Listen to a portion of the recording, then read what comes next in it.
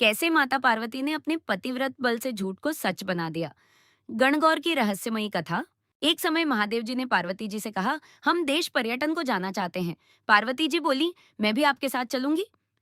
महादेव जी ने समझाया कि पर्यटन में कष्ट होंगे, पर वे नहीं मानी। अतः महादेव, माता पार्वती और नारद जी साथ चल पड़े। चलते चलते वे एक गांव पहुंचे। उस दिन चैत्र शुक्ल तृतीया थी। जब लोगों को ज्ञात हुआ कि साक्षात शिव पार्वती पधारे हैं, तो सभी स्त्रियां भोग बनाने लगीं। जो नीच कुल की स्त्रियां थीं, वे केवल हल्दी चावल और पुष्प लेकर पूजा के लिए पहुंची।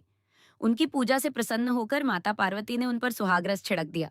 वे अटल सौभाग्य पाकर लौट गईं। पीछे उच्च कुल की महिलाएं 16 श्रृंगार कर नाना प्रकार के नैवेद्य लेकर पूजा करने आईं। उन्हें देखकर महादेव जी ने कहा, गौरी, तुमने सारा सुहागरस बांट दिया। अब इन्हें क्या दोगी? पार्वती जी बोली, उन्हें बाहरी पदार्थों का रस दिया था, इसलिए उनका सुहाग स्थूल रहेगा, पर मैं इनको अपनी उंगली चीरकर रक्त का सुहाग रस दूंगी। जिस पर मेरा दिया रस पड़ेगा, वह मेरी तरह तन मन से सौभाग्यवती होगी। स्त्रियों के पूजन के बाद पार्वती जी ने उंगली चीरकर रक्त की छींटें दी। जिस पर जैसा छींटा पड़ा, उसे वैसा ही सुहाग मिला। इसके बाद पार्वती जी ने शिवजी से कहा, आप यहीं ठहरें, मैं अपना पूजन कराती हूँ। आज्ञा लेकर वे नदी तट पर गईं, स्नान किया, बालू से शिवजी की प्रतिमा बनाकर विधिवत पूजन किया, बालू का भोग लगाया और प्रसाद ग्रहण कर लौटी।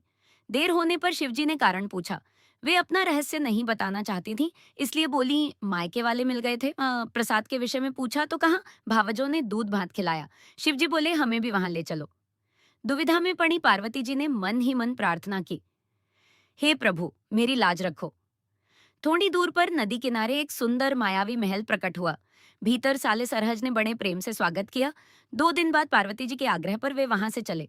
संध्या समय शिवजी बोले, मेरी माला वहीं रह गई। नारद जी माला लेने गए। वहां कोई महल नहीं, बल्कि घना वन और अंधकार था। बिजली चमकने पर वट वृक्ष पर माला दिखाई दी। वे माला लेकर लौट आए। उन्होंने कहा, वहां न महल था न मनुष्य, ये सब माता पार्वती की माया थी। पार्वती जी बोली, ये सब प्रभु की लीला है। तब शिवजी ने बताया कि पार्थिव पूजन को गुप्त रखने हेतु उन्होंने पतिव्रत शक्ति से यह माया रची थी और सत्य प्रकट करने के लिए ही नारद जी को भेजा था।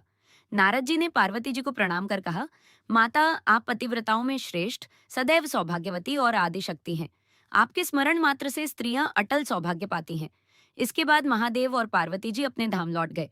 पार्वती जी अपनी पूजा गुप्त रखना चाहती थीं, इसलिए आज भी इस अवसर पर पुरुष उपस्थित नहीं रहते।